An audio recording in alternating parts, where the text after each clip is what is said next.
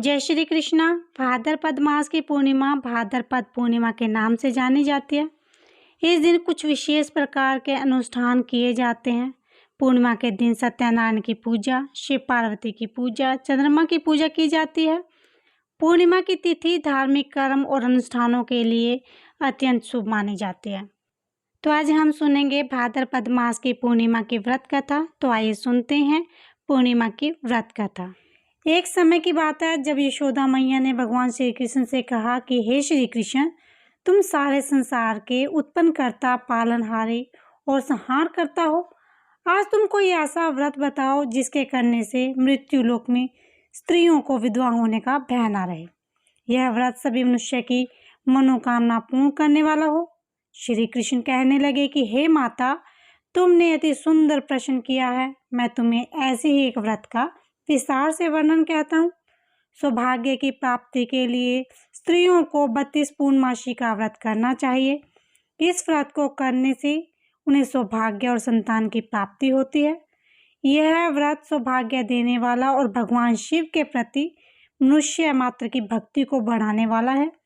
उनकी बात सुनकर यशोदा जी कहने लगी, हे कृष्णा, सर्वप्रथम इस व्रत को मृत्युलोक में किसने किया था, इसके विषय में भी विस्तार पूर्वक मुझको कहो।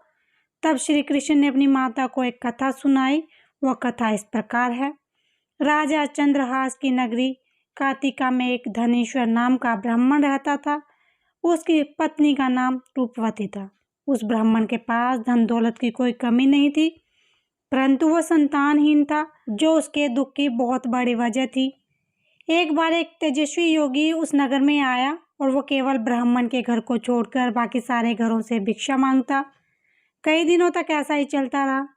एक दिन ब्राह्मण ने यह देख लिया और उन्होंने तेजस्वी योगी से पूछा कि उसके घर से भिक्षा क्यों नहीं लेते। इस बात पर योगी ने बताया कि जिस घर में संतान ना हो उस घर से भिक्षा लेना पाप का कार्य है। तेजस्वी की बात सुनकर धनेश्वर को बहुत दुख हुआ और उसने तेजस्वी से इसका समाधान पूछा। उस तेजस्वी ने धनेश्वर को देवी चंडी की आराधना करने को कहा। अगले दिन धनेश्वर तेजस्वी के अनुसार चंडी की उपासना और उपवास करने के लिए जंगल में चला गया। 16 दिन के पश्चात देवी चंडी ने धनेश्वर को दर्शन दिए, जिसमें देवी माँ ने कहा कि शीघ्र ही तुम्हें पुत्र रत्न की प्राप्ति होगी, परंतु उसकी आयु केवल 16 वर्ष होगी और उसके पश्चात उसकी मृत्यु हो जाएगी। देवी की बात से धनेश्वर थोड़ी चिंता में पड़ गए। तब देवी बोली कि यदि ब्राह्मण दंपत्ति 32 पूर्णिमासी का व्रत विधि पूर्वक करे तो उसके पुत्र को दीर्घायु प्राप्त हो जाएगी। उसके साथ ही यदि वह लगातार 32 पूर्णिमासी तक आटे के दीपक बनाकर शिव जी का पूजन करे तभी यह विधि पूर्ण होगी।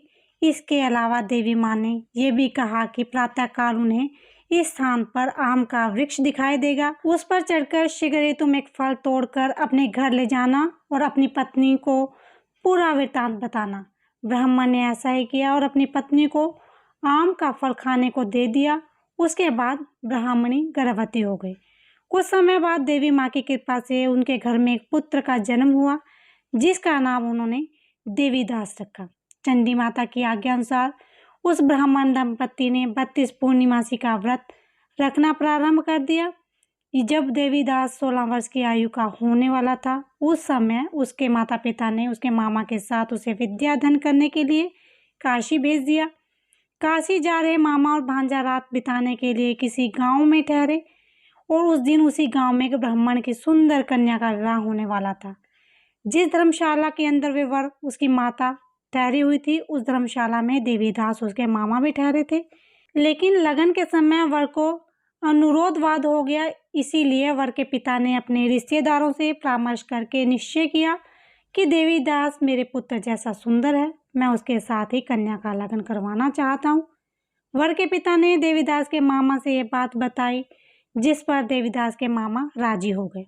विवाह के कुछ समय बाद जब काल देवीदास के प्राण लेने आया, तब ब्राह्मण दंपत्ति के व्रत के कारण देवीदास को कुछ नहीं हुआ और उसके ऊपर से संकट की घड़ी भी टल गई।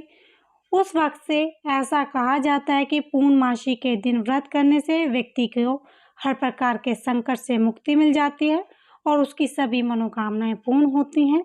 बोलो शिव शंभो भगवान की जय। बोलो श्री कृष्ण भगवान की जय।